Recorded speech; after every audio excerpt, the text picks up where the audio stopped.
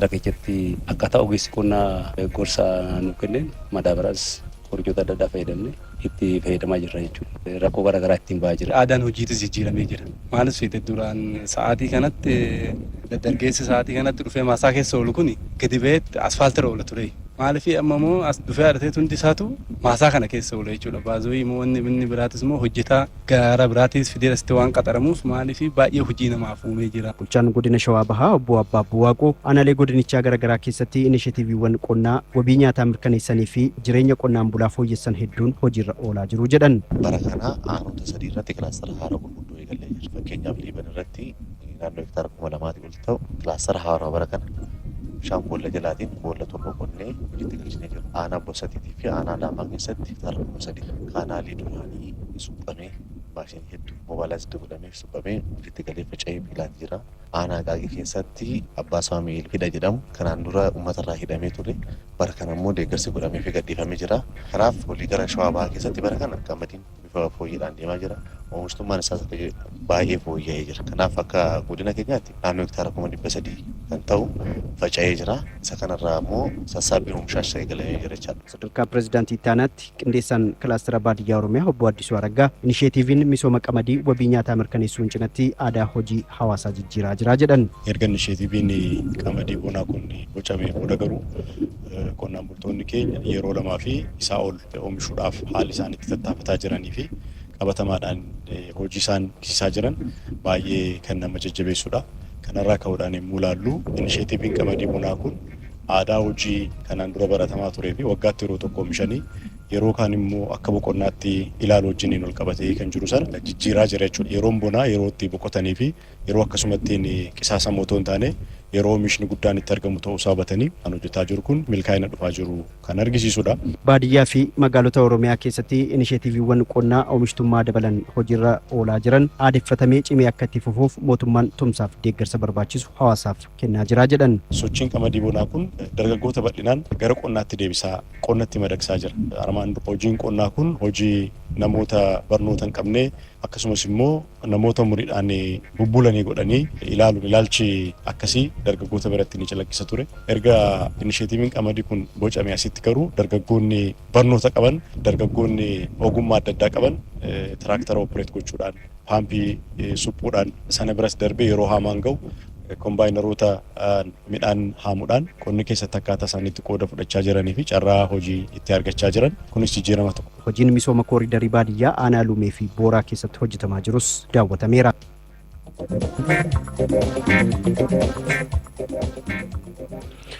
Oromoonni Karrayyuu fi Ituu warra hidhatanii bosona jiranii fi waamicha nagaa dabarsan addunyaatu isaa yaada isaanii akka taatti qindeesseera. Intalli siyyamaan agalinja. Haate gattee agalinja. Abbee gattee agalinja. Intalli caakkaa galte siinqee gattee agalinja. Ilmi waddeessa gate fuudha dhabee agalinja. Ganda gaara diimaa daa'imanitti dhalee guddifne. Irratti wareegamtee qorkee laalii galinja. Dhiiga ilmaan Oromoo laalii galinja. Garaa haadha teetii laalii galinja. Gudeeda abbaa keetii laalii galinja. Si hadhee galinja. Sitti bo'ee galinja. Irriiba nan dhoorginii galinja. Cinaachi nama daa'ee galinja. Karan itti ciisu dhabee galinja. Akaalluu kabokkuu dhaga'ee nuu haa galu. Rabbi nuu haa galchu. Haadhatee balleessaa abbaa kee balleessaa bilisummaan akkanaa hin jirtu abaarsa taati. Ilmi Karrayyuu Ituu ilmi Baasoo Dullachaa ilmaan kiyya laala garata si baadhee laali qomatta si hammadhee laali qoraan sitti cabsee laali kasalana si guddisee laali guyyaa mootummaa kasali duddarraa na bu'i guyyaa mootummaa kasali duddarraa na bu'i ilmi Baasoo Dullachaa ilmaan kiyya laali sin abaaru sin eebbisa naa gali. Safuu gudeeda tiiji ammuu gudeeda tiiji aboo rabbii tokkichaaji harma hoosisaa tiiji ammuu gudeeda gartee haatee ji'a sagalteessee aboo haatee hirriiba dhabdee galinja. Hoon sodaatu baata rabbaa sodaatu mee rabbaa sodaatu yoonantu rabbii sodaatu rabbi daambaa hin jenne isin nurraa ba'e rabbi nu waa deebisu ardiin tun nu waa deebisu ilma kan abbaan nu moo kabiraati rabbi ragaa nu haa ba'u rabbi ragaa nu haa ba'u. نتيام لي عرفت نوغل جاموري جود لالالي نوغل جاموري غراد لالالي صداد نوغل جاموري واكا قالو بكو صداد نوغل جاموري اورنتي تشين سابا يرو خبالي بورنا برجرو صداد نوغل جاموري Itoophiyaan tibbana walgeedilee mana maree hojii raawwachiisaa gamtaa Afrikaa 46ffaa fi yaa'ii hooggantoota 38ffaa gaggeesseetti. Waltajjiiwwan kanneen irratti hirmaachuu fi keessummoonni hedduun gara Itoophiyaa dhufuun yeroo ammaa kana gara biyya isaaniitti deebi'aa jiru. Milkaa'ina waltajjichaan maal jechuu dandeenya? Itoophiyaan bu'aa akkamiirraa argattee dhimmoota jiran irratti mana maree bakka bu'oota uummataatti miseensa koree dhaabbii hariiroo alaa fi nageenyaa ambaasaaddar Diinaa Muftii bilbilaan dubbisnee turre kunooti. Guddaa galatooma ambaasaaddar toora bilbilaa irratti argamu keessanii fi Itoophiyaan yaa'ii gamtaa Afrikaa gaggeessitee jirti.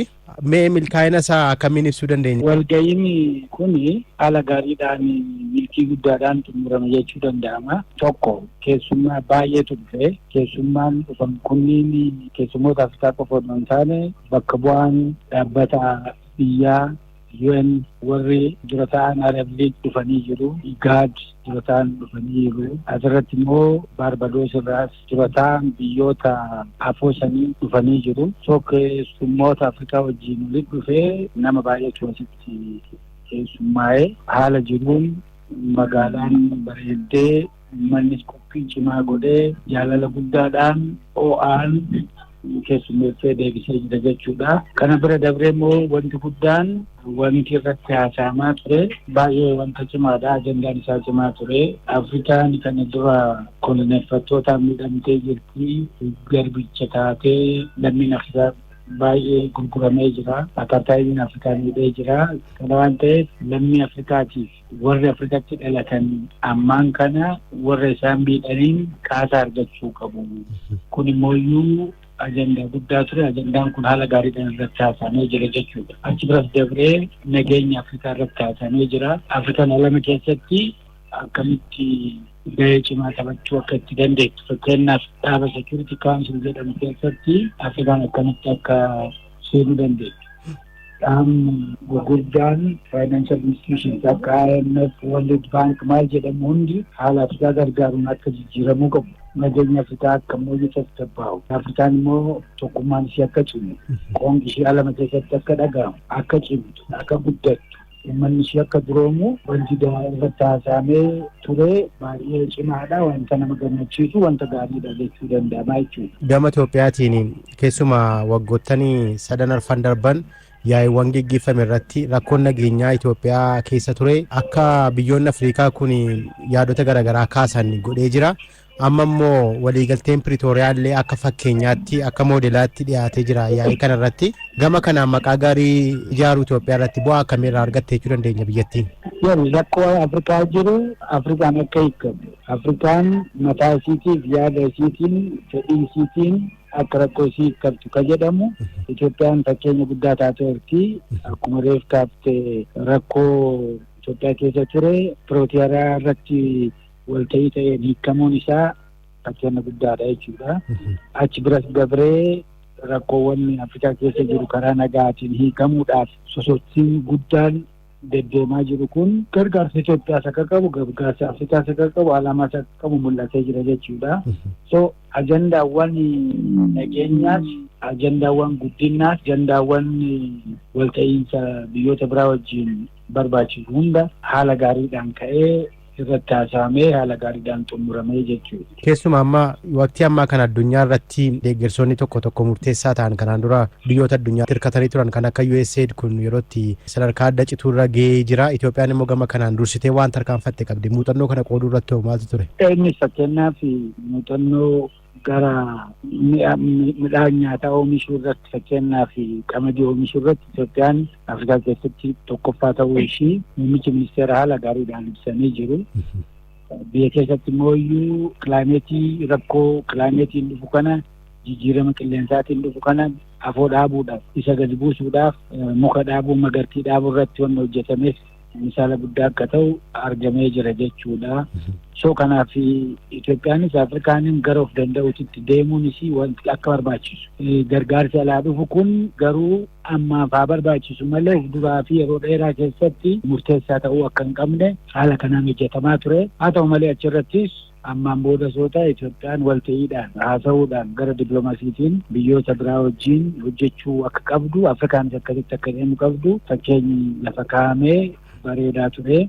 Haalli biyyi socho'aa jirtus gaarii ture. So kanuma jechuudha. Kan biroon walgahii bara darbe taa'ame irratti 37ffaa irratti pirezidaantiin Somaaliyaa haalli isaan itti mufatanii biyyatti deebi'an jira. Waltajjii ammaa kana irratti immoo haalli jiru gaarii ture. Isa kan akkamiin ilaaltan? Walinni kan jira gaa dippiloomaasii hojjetameen Somaaliyaa wajjin yeroo gabaabaa wanti wal shakkiin tures ammaan kana bira tarkaanfannee dabarree jirra. Maaliif dippiloomaasii cimatu hojjetame Itoophiyaan abbaa fedhee yoo taatu Somaalees ta'e warra olaa wajjin hojjechuu, wajjin jiraachuu, wajjin guddachuu malee miidhuu akka hin barbaanne beekanii jiru jechuudha. So kanarraa immoo Afrikaan biraas Afrikaawwan hafanis fakkeenya guddaa fakkeenya bareedaa fudhatu bara nagaa haala nagootaan haala bareedaadhaan haala walta'iinsaatiin dhume jechuudha. Wanti kun akka maatii tokkootti biyya adda addaa odoo hin taane Afrikaan akka maatii tokkootti garasitti akka deemaa jirtu milikkita argisiiseera jechuudha.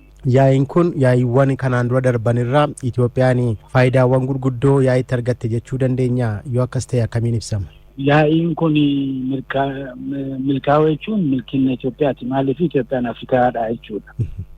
Bakka Afrikaan milkooftetti Itoophiyaanis milkoofti. Barana sigaa wanti hojjetame wanta nama gammachiisu tokkummaa Afrikaa mul'isa. Afrikaan dura wajjin dhaabachuu akka qabdu argisiisee jira. Biyyoonni biraas kana haala gaariidhaan akka fudhatan kanarratti gargaarsa kennan kakaasumatu ture. So kana waan ta'eef kun bu'aa guddaadha jechuudha Itoophiyaafis. Isa biras dabree fakkeenyaaf guddinni koriidarii jedhamu kuni magaalota Itoophiyaa kan akkamitti akka haala gaariidhaan bareechisee midhaagsee kaleessa argisiisa. So kun immoo tuurizimiidhaaf bu'aa guddaa fida. Biyyoota biraa wajjin daldalaafis haala mijeessaa namni baay'een Itoophiyaa wajjin investimentii hojjechuudhaaf akka kakaan godha. So Itoophiyaan biyya guddataa deemtu biyya yoo hojiin hojjetame bu'aan guddaan argamu jedhamee fudhatama jechuudha. Kana biras dabree keessummoota kana keessummeessaadhaa fi tuurizim hospitaaliitiis ture. Hoteelonni keenyas sarviisiin asii kennamaa cimaa ture. Achirraa immoo bu'aan dhufes jira jechuudha gara hardi karensiitiin. Maaliif kanaaf wanta kafalamu jira jechuudha. Dhumarratti gaa kana wajjiniin wal qabatee akka biyyaatti tokkummaadhaan dhaabbachuu maqaa biyyaa ijaaruu akkuma warri alaa dhufan kun haala kanaan biyya keenya jajanii deebi'an kana uummannis nama qaamoleen biyya kana keessa jiran hundumti isaaniiyyuu tokkummaadhaan dhaabbachuu irratti tariidhuma irratti dhaamsa yoo qabaatan akka dippiloomatii tokkotti. Kun fakkeenya guddaa nu ta'a nu kakaasu ta'a jechuudha. Tokko yoo taane imeejii keenya biyya alaatti guddisuu akka dandeenyu asittis tokko taane biyya keenya cimsuu dandeenya guddisuu dandeenya rakkoo hundi tarkaanfannee bira dandeenya jechuudha. So kanarraa uummanni keenya galatas qaba fakkeenya ta'eera kanarraa fakkeenya baay'ee fudhatee cimee of dura deemuu qaba waan jedhu dhaamsi qabu. Tole ambaasaaddar toora bilbilaa irratti argamtanii yaada bal'aa nuuf qoodanii ulfaadhaa. Isinis nagaa.